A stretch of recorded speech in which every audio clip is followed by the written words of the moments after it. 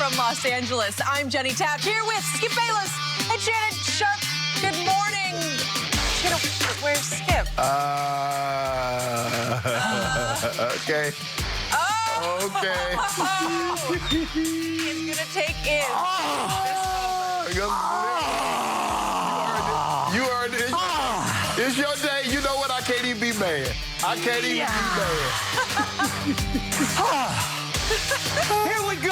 I can't even be mad. There is one man in sports you do not bet against.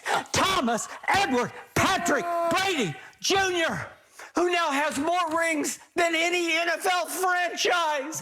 He's got 7 in 10 tries.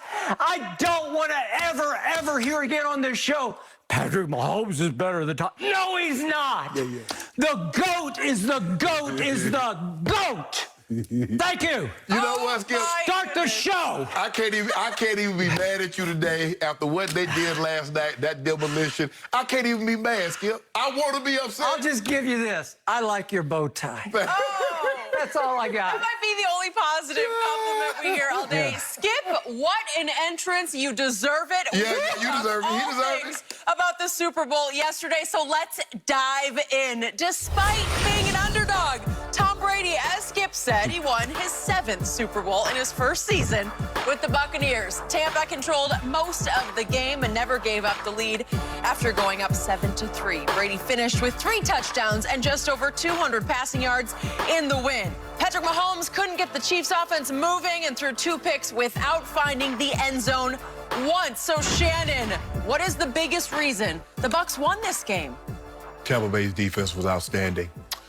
Skip, I talked to Derek Brooks last night, the great linebacker from the great Derek Brooks. Brooks, he called soon.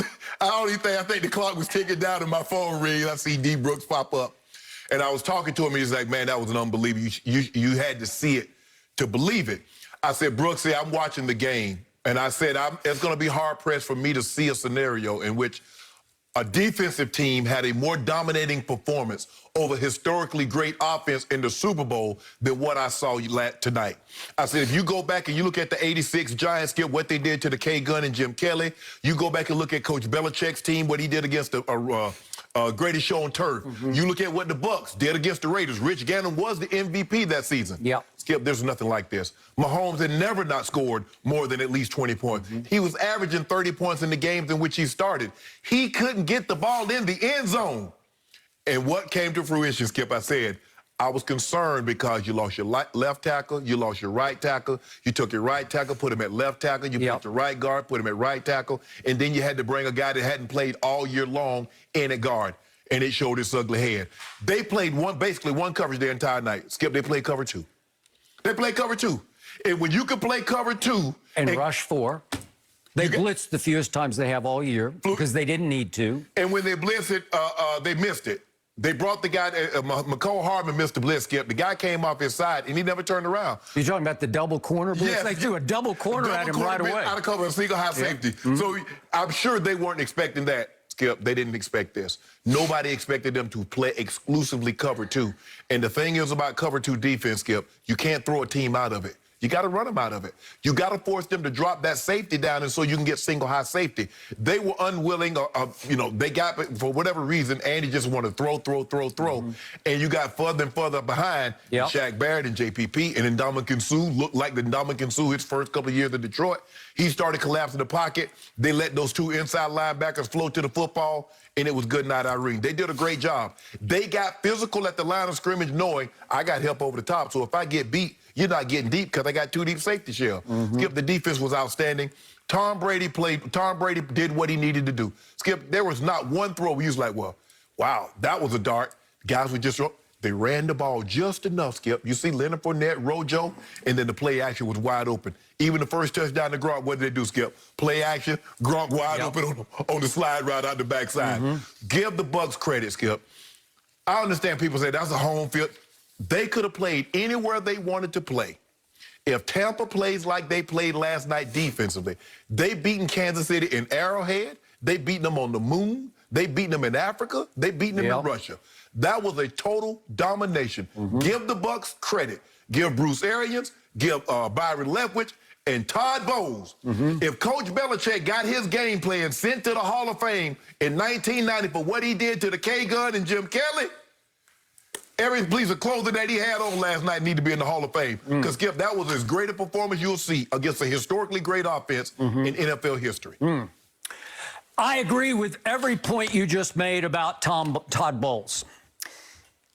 Now, back to the question. I'm going to try to calm down and answer this as objectively as possible.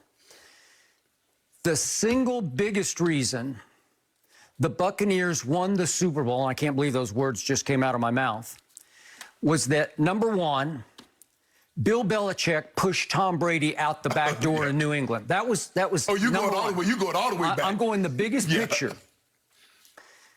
You don't doubt the GOAT like that. You don't shame him publicly with stories from inside the Patriots that the whole coaching staff was down on him and thought it was time for him to go home and call it a career. Right. And then number two, out of nowhere, only 10 months and 14 days ago. Think about that. It was only 10 months and 14 days ago. Tom Brady shocked not just the NFL world, he shocked the sports world. He chose Tampa Bay, the Succaneers, who had the worst winning percentage for a franchise in all of sports. Tampa Bay, who hadn't made the playoffs in 13 years and hadn't won a playoff game in almost 20 years? Seriously? Yeah, he did that. But what did I tell you that first day?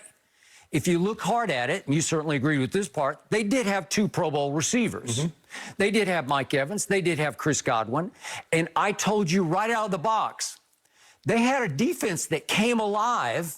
The previous years, they fell to 7-9, but they came alive over the last 6 games because the last 6, they were ranked in the top 5. So the makings were there of a real live playoff defense that you couldn't see coming quite yet. And there were moments this year I couldn't see it coming because it was the middle of a pandemic.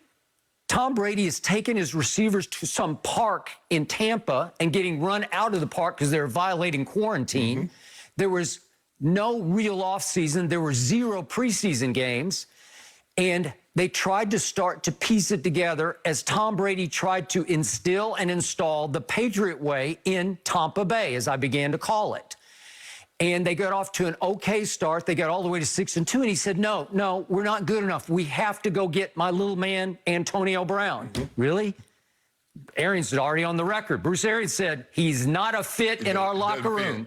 And Tom said, no, I'll vouch.